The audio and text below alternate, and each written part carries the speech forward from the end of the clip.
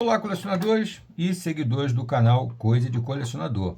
Vamos trazer aqui para vocês, em primeira mão, a nova edição, né? Isso aqui já foi republicado algumas vezes, mas essa edição aqui é nova, do Livros da Magia, os Livros da Magia do Neil Gaiman, do excelente Neil Gaiman, com arte de John Bolton, grande mestre, Scott Hampton, Charles Vess e Paul Johnson, tá? De todos eles escritos pelo mestre Neil Gaiman, né? Conceituadíssimo Neil Gaiman, dentro daquele universo místico, né? O universo da magia da DC Comics. Vamos dar uma abertura aqui, para vocês verem aqui uma amostra. Não é uma novidade exatamente, porque isso aqui já foi publicado inicialmente lá nos anos 90, em fascículos, em revistas individuais, em 4 edições individuais, tá?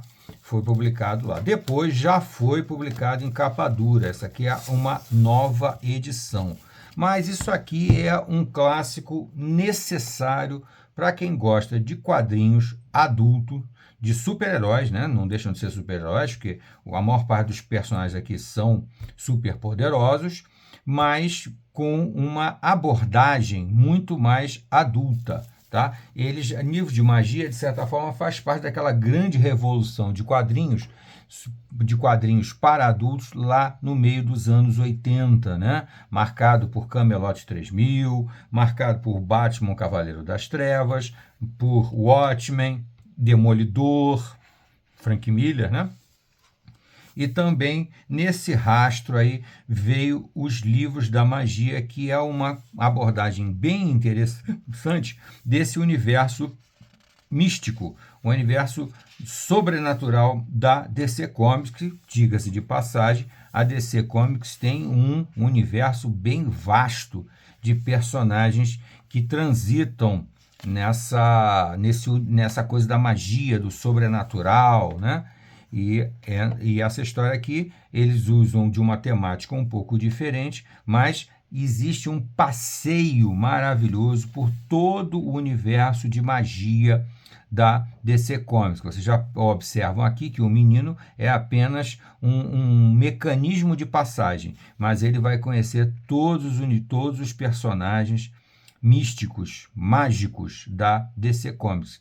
Isso aqui me faz lembrar um pouco aquela obra mais nova da Ordem Mágica, né?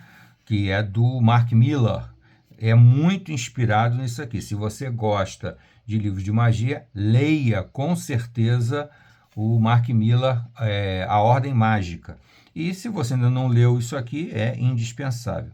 Você de cara aqui já percebe o John Constantine e o Vingador Fantasma aqui num diálogozinho, bem na penumbra, no escuro, né? E aqui se juntam a eles mais alguns mestres da magia, daqueles caras que fazem a intermediação entre o mundo mágico e o mundo real, tá? Aqui tem Mysterio, tem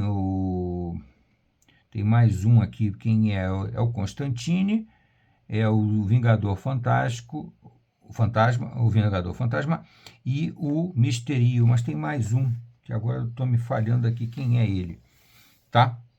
A história é realmente muito interessante, muito legal mesmo. E as artes dos maiores mestres do desenho, né, da época.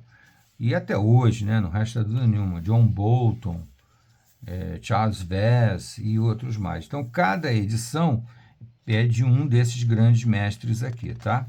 Aqui nós estamos olhando a primeira edição, tá?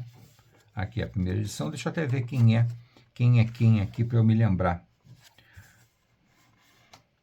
O primeiro é a arte, esse nós estamos vendo, é o Labirinto Invisível, que é a arte do John Bolton. Depois, O Mundo das Sombras, do Scott Hampton. O terceiro é A Terra do Crepúsculo de Verão, do Charles Vess. E a última é do Paul Johnson, Estrada para Nada. Tá? Então aqui nós temos o John Bolton, a arte realmente espetacular, extremamente realista, tá? Apesar de ser um universo de fantasia, mas a abordagem dos personagens, o traço é bem humano, bem realista, tá? Então ele tem um passeio pela história, é o que eu falo, é a abordagem adulta. Não confundir a abordagem adulta apenas porque uma história tem violência ou tem sexo, não. Isso não tem nada a ver com história para adulto. Isso qualquer criança pode ver. O difícil é você fazer uma abordagem mais erudita, fazendo várias referências históricas e tudo, e isso seria interessante para uma criança ou para um adolescente. Dificilmente eles vão usufruir, vão desfrutar tão bem disso aqui como uma pessoa com uma bagagem mais erudita, mais culta, com mais informação. Quanto mais informação você tem, mais você curte uma determinada obra. Aqui já é o Charles Vess, né? Já é o segundo volume, já é a arte do Charles Vess, que é bem legal também. É uma arte pintada, uma arte muito forte, que já foi usado em diversas obras da DC Comics e, se eu não me engano, da Marvel também. Mas a DC Comics investiu muito pesado. Aqui vem a participação do meu personagem favorito do universo místico da DC e um dos meus personagens favoritos da DC, que é o Espectro, que faz aqui aquela aparição súbita dele como aquela entidade superior, né? A entidade máxima. Aqui já vemos o Senhor Destino, aquela entidade máxima que é o Espectro, né? Que é a voz que fala com a criação, né? Com o Criador, é quem fala diretamente, quem obedece ordens muito superiores. Então aqui já temos aqui, e o Cicerone na viagem aqui, o cara que conduz o Timothy, que é o menino aqui que vai passear pelas terras do além, e algumas bem reais, é ninguém mais, ninguém menos do que o debochado John Constantine, que eu também gosto muito. E aqui vem a namoradinha dele, já aparece aqui a Zatanna, outra que faz uma interface entre o mundo real e o mundo sobrenatural da DC Comics, tá? E aqui tem muitas referências à literatura, referências históricas, muita coisa mesmo, tá? E em cada volume, em tese, ele é acompanhado por um daqueles 4 mágicos que começam a história, tá? É bem legal mesmo. Aqui já pega uma coisa bem mais de fantasia, já com o traço do... Aqui é o... Já esqueci.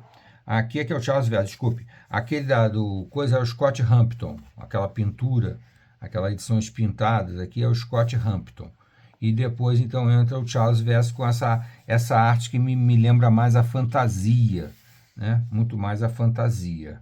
Aqui sim é o Charles Vess, que faz muito bem. Ele me lembra um pouco a arte que é muito usada em fábulas, né? Fábulas tem uma arte mais próxima dessa aqui do Charles Vess. Charles Vess seria um excelente artista para fábulas, do Bill Willingham, né?